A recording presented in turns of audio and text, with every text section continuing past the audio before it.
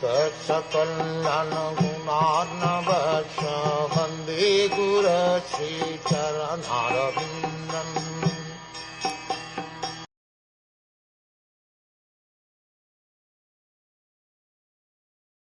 Persons who have completely taken shelter of the lotus feet of the Lord should recite this narration of Dhruv Maharaj without taking remuneration. Specifically, recitation is recommended on the full moon or dark moon day, on the day after Ekadash, on the appearance of the Shravana star, at the end of a particular tithai, or the occasion of Vyatapata, at the end of the month, or on Sunday.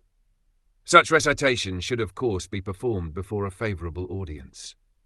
When recitation is performed this way, without professional motive, the reciter and audience become perfect.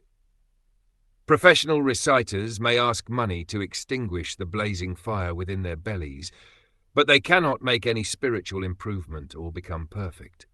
It is therefore strictly forbidden to recite Srimad Bhagavatam as a profession to earn a livelihood. Only one who is completely surrendered at the lotus feet of the Supreme Personality of Godhead, depending fully on him for personal maintenance, or even for maintenance of his family, can attain perfection by recitation of Srimad Bhagavatam, which is full of narrations of the pastimes of the Lord and his devotees. The process can be summarized as follows. The audience must be faithfully receptive to the Bhagavat message, and the reciter should completely depend on the Supreme Personality of Godhead. Bhagavat recitation must not be a business. If done in the right way, not only does the reciter achieve perfect satisfaction, but the Lord also is very satisfied with the reciter and the audience, and thus both are liberated from material bondage simply by the process of hearing.